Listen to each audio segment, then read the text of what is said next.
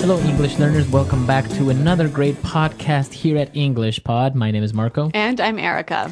And today we're going to be talking about one of our favorite topics, as always. Food. Food. We're going to be at a restaurant. And, one of the most difficult or embarrassing things to deal with at a restaurant is what to say when you don't like the food or when it's bad quality food. Right. So maybe we have to complain about the food or maybe even the service, right? That's right. And in this lesson, we're going to be learning some really wonderful words and phrases that you can use when you need to complain about the food or the service in a restaurant.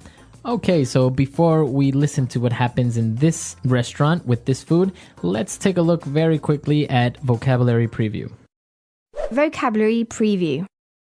Okay, we're only going to do one word today, and this you'll hear in the dialogue. An establishment. Establishment. This kind of establishment. Okay, so when I say an establishment, that's a noun. What is an establishment? It's basically a fancy word for a business or a restaurant in this case. In this case, it's a restaurant. Yep. But in general, you can say it's a business. So you have a very fine establishment. That's right. So an establishment, a type of business, a place of business, really. Very good. All right, so now it's time for us to listen to our dialogue. We're going to find out what's going on here. Apparently, there is a very angry customer, and we're going to find out why. Excuse me, waiter. Yes, sir. What can I do for you? I've been sitting here for the past 20 minutes, and no one has offered me a glass of water, brought any bread to the table, and our appetizers haven't been served yet. In this kind of establishment, I'd expect much better service. I'm sorry, sir. I'll check on your order right away. Relax, honey. The place is busy tonight, and I've heard the food is amazing. Anyway. Here you are, sir. The foie gras for the lady and a mushroom soup for you. Waiter! I ordered a cream of mushroom soup with asparagus. The soup is obviously too runny, and it's over-seasoned. It's completely inedible. Okay, I do apologize for that. Can I bring you another soup, or would you like to order something else? Take this foie gras back as well. It's rubbery and completely overcooked. And look at the portion size. How can you charge $25 for a sliver of duck liver? Right away, sir. Honey, come on. The foie gras was fine. Why are you making such a big deal? Are you trying to get our meal comped again? What do you mean? We are paying for this, and I'm shelling out my hard-earned bucks. I expect value for money. Here you are, sir. I hope it is all right now. The chef has prepared it especially for you. Yes, fine.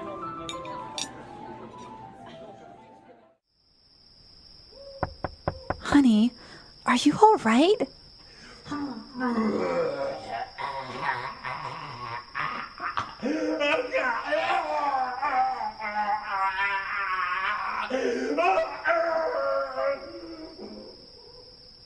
Well, I guess that's one lesson, hey? If you're in a restaurant, don't be too rude to the waiter. You never know what's going to happen. The waiter and the cook, right? Yeah, you don't want to offend that kitchen staff.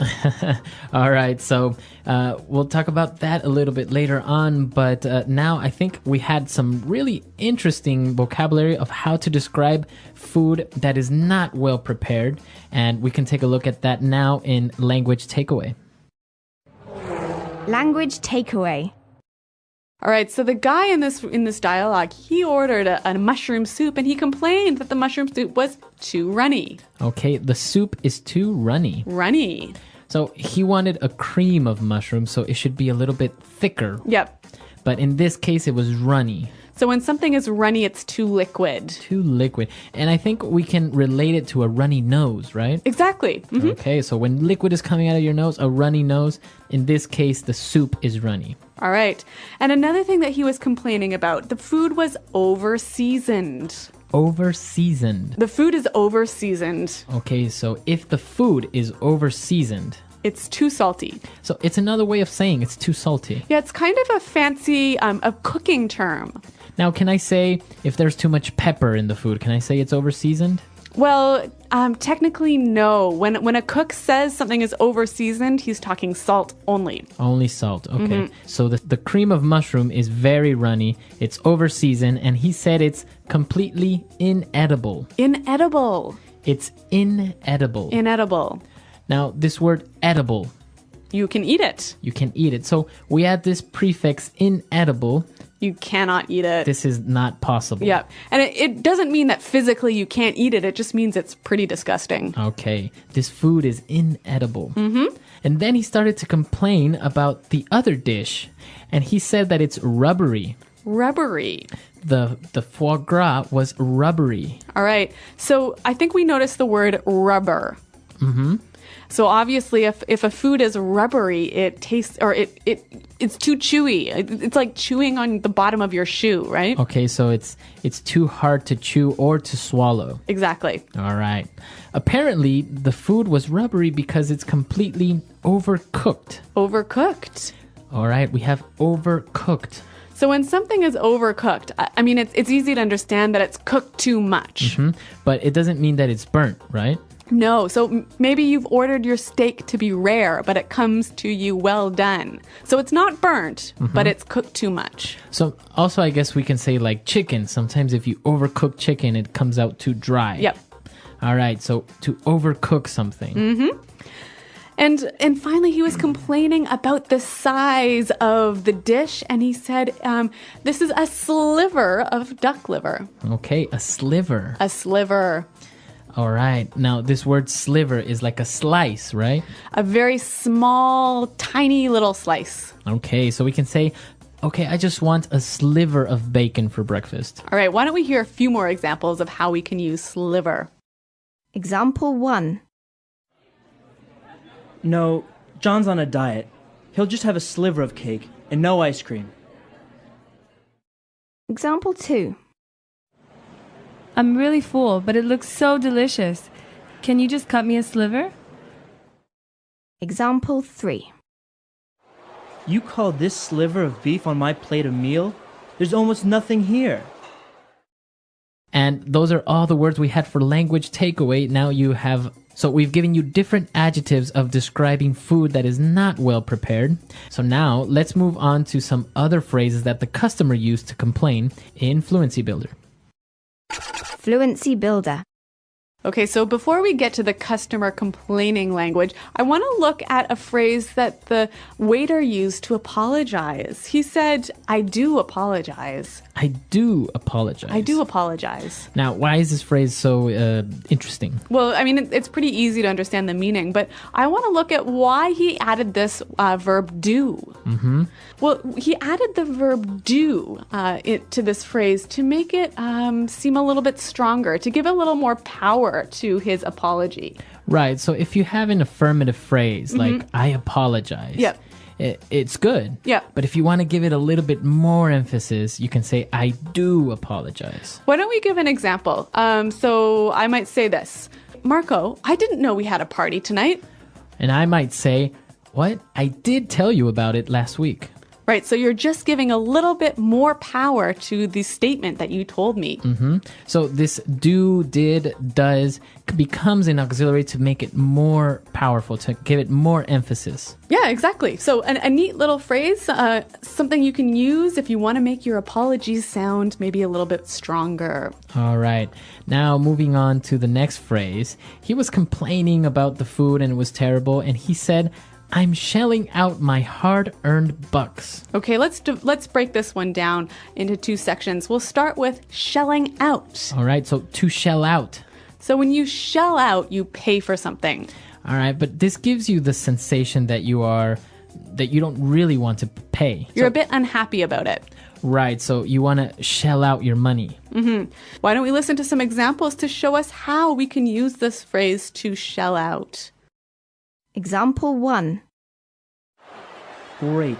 It's my girlfriend's birthday this month, so I'm going to have to shell out for a present. Example 2. I really want those shoes, but I can't really afford to shell out $400. Example 3. I can't believe it. Ella shelled out the $800 for the tickets. I thought I would have to pay. All right, so now that we understand shell out, let's move on to the second part of that sentence. My hard-earned bucks. Hard-earned bucks. My hard-earned bucks. Okay, so bucks are dollars, right? Dollars. Only dollars, right? Yeah, not pounds, not euros. But his hard-earned bucks is Money he had to work really hard for. So I can also say my hard-earned money, right? Or my hard-earned cash. Exactly. Very good. So you worked hard to get it. All right, so three great phrases that can be used when you're complaining in a restaurant. And why don't we hear them one last time in context by listening to the dialogue? Excuse me, waiter. Yes, sir. What can I do for you? I've been sitting here for the past 20 minutes and no one has offered me a glass of water, brought any bread to the table, and our appetizers haven't been served yet. You know, in this kind of establishment, I'd expect much better service. I'm sorry, sir. I'll check on your order right away. Relax, honey. The place is busy tonight, and I've heard the food is amazing. Anyway, Here you are, sir. The foie gras for the lady and a mushroom soup for you. Waiter! I ordered a cream of mushroom soup with asparagus. The soup is obviously too runny and it's over-seasoned. It's completely inedible. Okay, I do apologize for that. Can I bring you another soup, or would you like to order something else? Take this foie gras back as well. It's rubbery and completely overcooked. And look at the portion size. How can you charge $25 for a sliver of duck liver? Right away, sir. honey, come on. The foie gras was fine. Why are you making such a big deal? Are you trying to get our meal comped again? What do you mean? We are paying for this, and I'm shelling out my hard-earned bucks. I expect value for money. Here you are, sir. I hope it is all right now. The chef has prepared it especially for you. Yes, fine.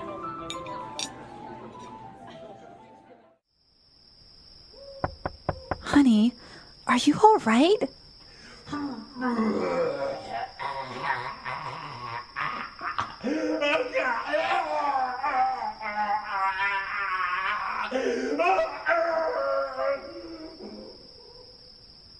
So complaining at a restaurant and actually sending food back is not uncommon in the US. Yeah, of course. If the food's bad, of course you're going to send it back. But maybe in other cultures, I think people would be a little bit more reluctant to do something like this. Yeah. But hey, you know what's an interesting thing about the way Americans eat in restaurants is sometimes at the end of the meal, if they haven't finished everything, they might ask for a doggy bag. A doggy bag, yeah. Yeah. So what is that, a doggy bag? Well, usually if you order a big meal or, half your steak is left over on your plate, you would ask for a doggy bag and they would bring you a little box or a bag and you would take it to supposedly give it to your dog. Right. So it's sort of like you tell the waiter, the steak was so good, I couldn't finish it. Can I take some home to my dog? Right. So you would just ask, waiter, can I have a doggy bag? Right. But it's sort of like code for, I'm going to eat this tomorrow for lunch. Exactly. Because people wouldn't really give it to their dogs. Yeah. I mean, that steak wrapped up in a fancy sort of foil swan is going to be pretty delicious the next day. right. Yeah, it's actually very common in the US, but in other countries, people will leave Yeah. entire plates of food on the It'd table. be totally impolite to ask the waiter to pack up the food for you. Exactly. Yep. So a little bit of cultural differences, but we want to know what you think and how things are done maybe in your country with complaining or sending food back or even this whole doggy bag situation. That's right. Why don't you visit our website, englishpod.com, and tell us about it. All right. We'll be there to answer any questions or comments, but we got to go now. So until then, Goodbye. bye.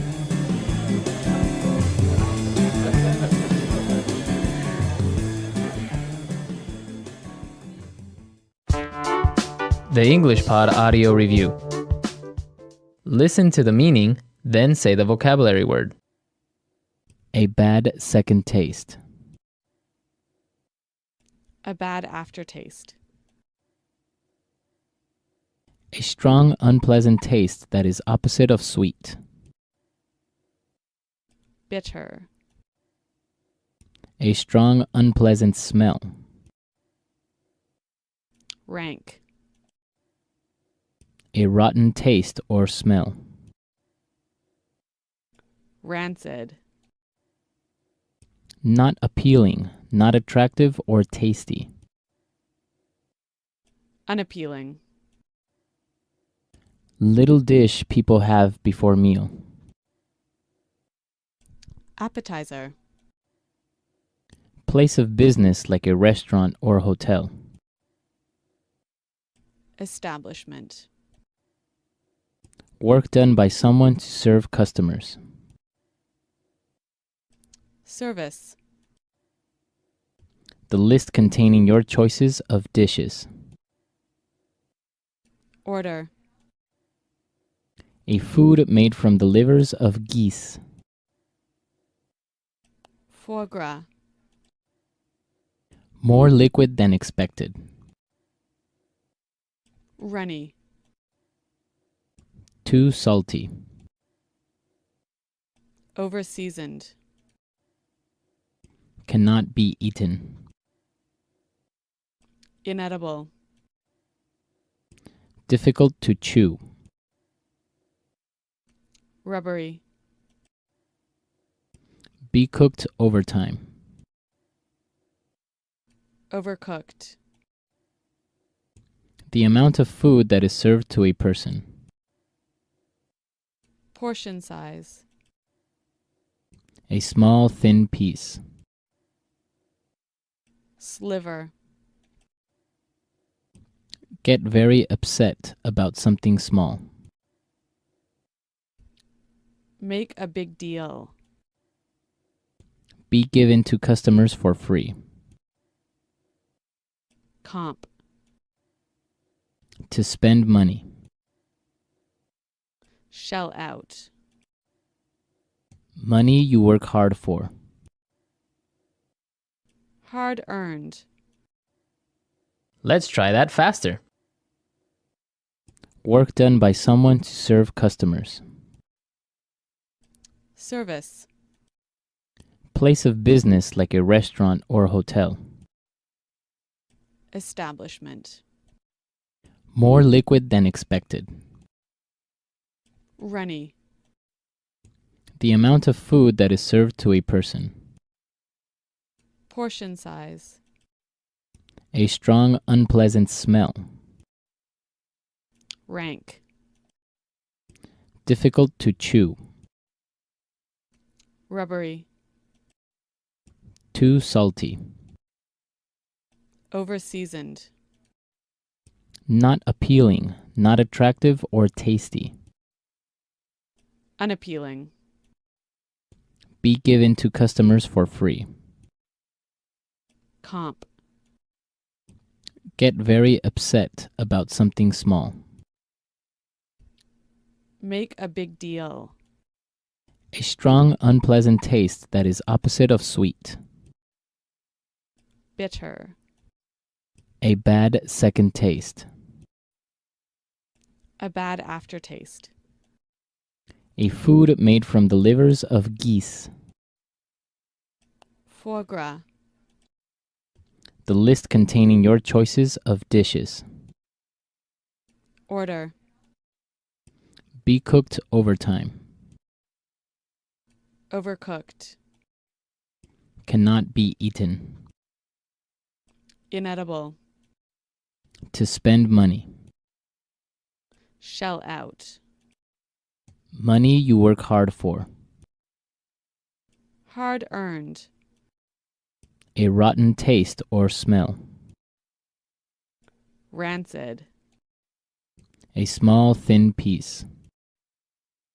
Sliver. Little dish people have before meal. Appetizer.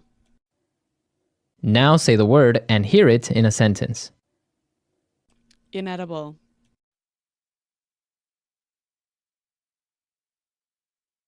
This fish tastes terrible. It's completely inedible. Inedible.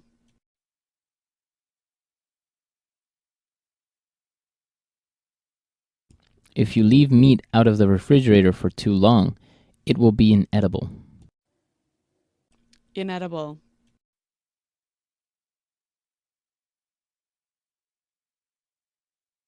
Are you sure you can eat that? Aren't the flower decorations on cakes inedible? Rubbery.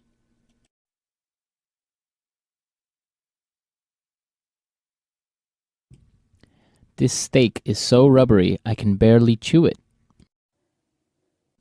Rubbery.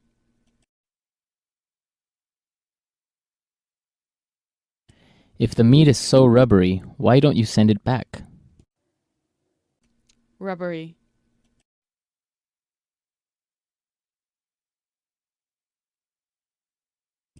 The foie gras is so rubbery, I bet it would bounce on the floor if I dropped it. Sliver.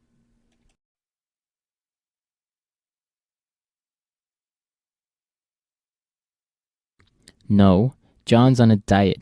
He'll just have a sliver of cake and no ice cream. Sliver.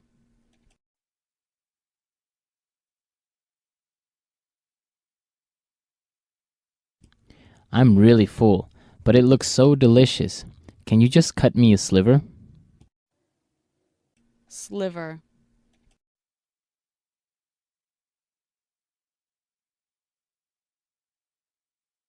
You call this sliver of beef on my plate a meal? There's almost nothing here. Hard-earned.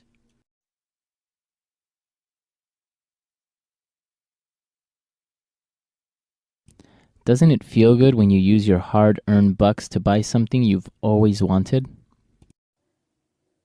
Hard-earned.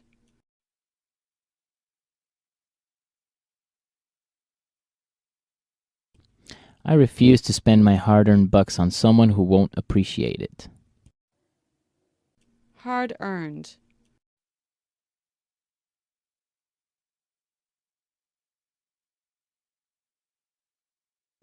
Richard is such a great guy. Every year he would donate his hard-earned bucks to a different charity.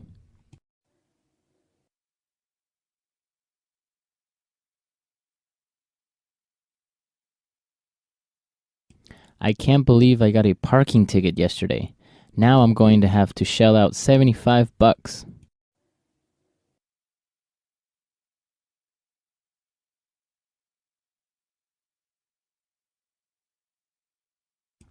It's me and my girlfriend's 5-year anniversary on Saturday, so I'm going to shell out for a nice dinner and a pair of nice earrings.